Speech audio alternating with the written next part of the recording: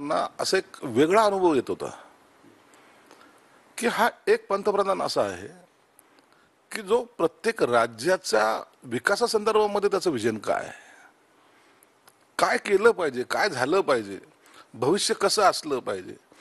आणि ह्या बारीक सारीक गोष्टी, छोट्या छोट्या गोष्टी तुम्ही जर त्या मुलाखतीमध्ये जर तुम्ही तर पाहिलेलीच आहे, परंतु पाहाल ना तर छोटी गोष्ट जरी असेल तर त्यांना कसं बूस्ट करायचं हे मोदी साहेबांनी कालच्या मुलाखतीत सांगितलं. लिज्जत पापड हा डोक्यात न येणारा विषय इतक्या मोठ्या निवडणुकीच्या काळामध्ये, किंवा अमोल दूध वगैरे असं हा जे काही छोटे विषय आहेत त्यांनी किती त्यांच्या व्हिजन कसं आहे ते त्या उदाहरणावरून आपल्याला लक्षात येतं. म्हणून मोदी साहेबांची कालची मुलाखत खऱ्या अर्थानं माझा पंतप्रधान, आता स्वाभिमानाने आम्ही म्हणू शकतो होय माझा पंतप्रधान हे थिंकिंग ठेवतो आणि तेच खऱ्या अर्थानं महाराष्ट्राला नाही तर देशाला दिशा देणार आहे. म्हणून काही लोक जे काही बोलतात ना की मोदी साहेब काय करतात, तर मोदी साहेब काय करतात हे काल त्यांच्या मुलाखतीत त्यांनी दाखवलं. आणि असं ज्याच्याकडे व्हिजन आहे तर जे देशाचं असेल, मग परदेशाची काही पॉलिसी जी असेल, इंटरनॅशनल पॉलिसी ज्याला म्हणतात, त्याबद्दल सुद्धा त्यांचे अनेक मत असू शकतात. आणि म्हणून आज भारताला जो इतर देश घाबरतोय किंवा इतर देश जे दबकून आहेत, वचकून आहेत की नाही भारताची एक वेगळी पॉलिसी आहे आणि त्या पॉलिसीवर हा देश चाललेला आहे, हेच खऱ्या अर्थानं आपलं क्रेडिट आहे. म्हणून कालची मुलाखत प्रत्येकाने आवर्जून पाहावी अशी होती. मी 2 वेळा स्वतः पाहिली. खरं तर या काळामध्ये मुलाखती पाहणं म्हणजे कंटाळवाणं होतं, परंतु ती मुलाखत मी स्वतः 2 वेळा पाहिली आणि कळालं आपण राजकारणामध्ये कोणत्या दिशेला आहोत. त्या मुलाखतीमध्ये नरेंद्र मोदींनी 2-3 खुलासे केलेले, ज्यामध्ये ते म्हणतात की उद्धव ठाकरे आजारी होते त्यावेळी मी रोज फोन करून रश्मी वहिनींना विचारपूस करत होतो. एक चांगली गोष्ट आहे. जे शिवसेना प्रमुख असायचे ते म्हणायचे नेहमी तुमचे मतभेद असू द्या पण मनभेद नको. आणि मग एखाद्या पक्षाचा नेता आजारी आहेत तर त्याच्या मिसेसला फोन करून विचारतोय पंतप्रधान, अहो साधा आम्हाला वाढदिवसाचा एखाद्या नेत्याचा फोन आला तर एक बळ मिळतं ना.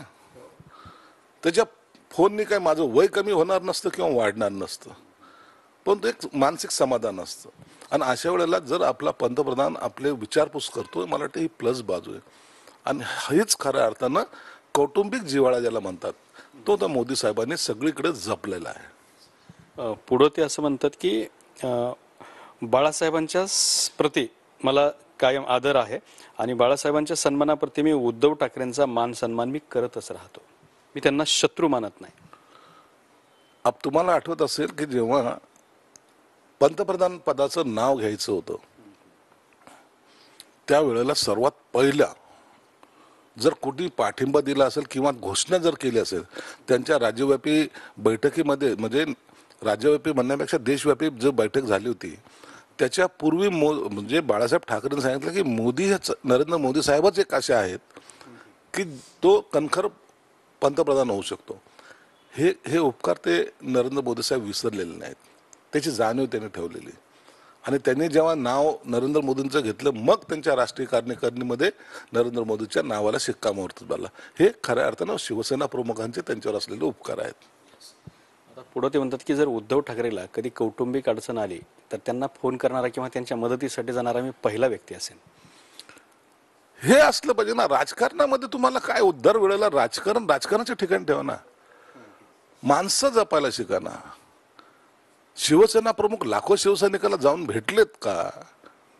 त्यांच्या फक्त बोलण्यावर, त्यांच्या फक्त भाषणावर लाखो शिवसैनिक का वेडे झाले की त्यांना आधार होता की शिवसेना प्रमुख आहे, मला अडचण जेव्हा येईल तेव्हा शिवसेना प्रमुख उभे राहतील. मग असं जर आज पंतप्रधान म्हणतोय तर त्याला पॉझिटिव्ह घेतलं पाहिजे.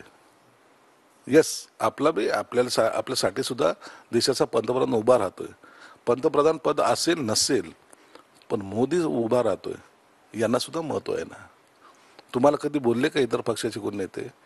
पण यांनी उघडपणे बोलायची ताकद जी असते ना, याला म्हणतात माणुसकी, याला म्हणतात प्रेम आणि याला म्हणतात राजकारणाच्या पलीकडे जाऊन एक भावनात्मक नातं जपणं.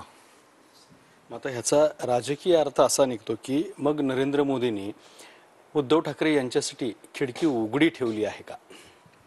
खिडकी उघडी बंद हा विषय नाही आहे इथं. कुणाबद्दल जर सहानुभूती किंवा कुणाबद्दल जर प्रेम दाखवलं किंवा कुणाबद्दल जर आदर दाखवला तर याचा अर्थ राजकीय जसं घेऊ नका तुम्ही. मग दरवाजा उघडा आहे का खिडकी उघडी आहे का, मग त्याच्यावर मग रिॲक्शन येतात. त्यांनी दरवाजा उघडा ठेवला तरी आम्ही आज जाणार नाही. अरे बाबा, तू काय बोलतोयस? तुला कोणी दरवाजामध्ये प्रवेश दिलाय? आणि तू दरवाजासमोर जाऊन उभा का राहतोस? त्यांनी संकट काळी कधी काही आलं तर मी पहिला माणूस असेल असं म्हणलं, याचा अर्थ असं नको घेऊ ना. खऱ्या अर्थानं गरज नाहीये यांची,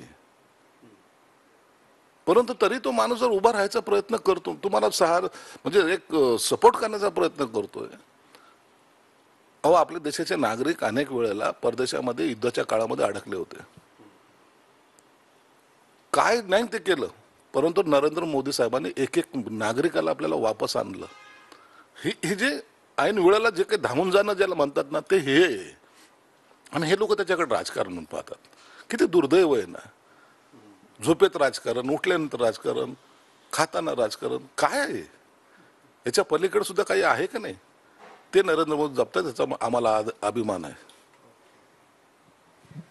दुसरं ते पुढं असं म्हणतात की बाळासाहेबांचं माझ्यावर अतिशय प्रेम होतं, त्यांचं कर्ज मी कधी विसरू शकत नाही. बाळासाहेब ठाकरेंची शिवसेना आमच्या सोबत आहे असं ते म्हणतात. थोडक्यात तुम्ही त्यांच्या सोबत आहेत.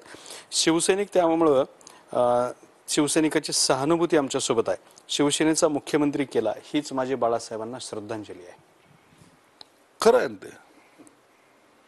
हे आताच नाही, शिवसेना प्रमुखांचं स्वप्न असं होतं की सर्वसामान्य शिवसैनिकाला मोठ्याच्या मोठ्या पदावर घेऊन जायचं.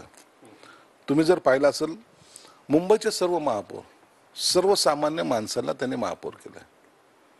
लोकसभेचा अध्यक्ष सर्वसामान्य मधल्या गेलेला मनोहर जोशी यांना अध्यक्ष केलं. अनेक मंत्रिपदं त्यांनी सर्वसामान्य लोकांना वाटलेली आहेत. आणि ही जी काही त्यांची जी ताकद होती, तीच ताकद एकनाथ शिंदे पण कडे आहे ना. त्यांचा तो म्हणजे शिवसैनिक ना. मग त्या शिवसैनिकाला जर मुख्यमंत्री त्यांनी केलं, बरं 105 लोक त्यांचे आहेत, 40 लोक आमचे, तरी मुख्यमंत्री पद दिलंय, याचा अर्थ त्या शिवसैनिकाचा सन्मान केलाय ना त्यांनी.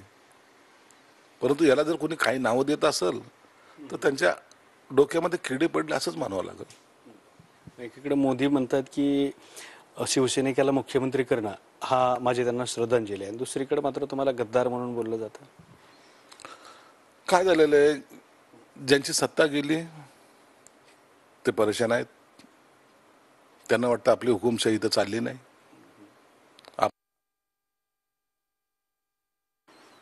किंवा आपण घेतलेला निर्णय यांनी मान्य केला नाही. दोन टोक आहेत. मोदी काय बोलले हे लक्षात घ्या, आम्ही काय बोलत होतो ते लक्षात घ्या. आम्ही हेच म्हणत होतो की आपली जी अनेक वर्षाची युती आहे त्या युती बरोबर आपल्याला जायचं. त्याच्यामुळे हे जे रिलेशन्स आहेत मोदींचे किंवा भाजपचे, आपले रिलेशन घट्ट झाले असते. यांचं तसं नव्हतं. यांना सत्तेसाठी मग राष्ट्रवादी काँग्रेस चालेल. अहो, तुम्हाला मान अपमानाचा जेव्हा तुम्ही प्रश्न काढता, वज्रमूठ नावाची सभा आमच्याकडे झाली, खुर्ची सुद्धा तुम्हाला वेगळी देऊ दिली नाही त्यांनी.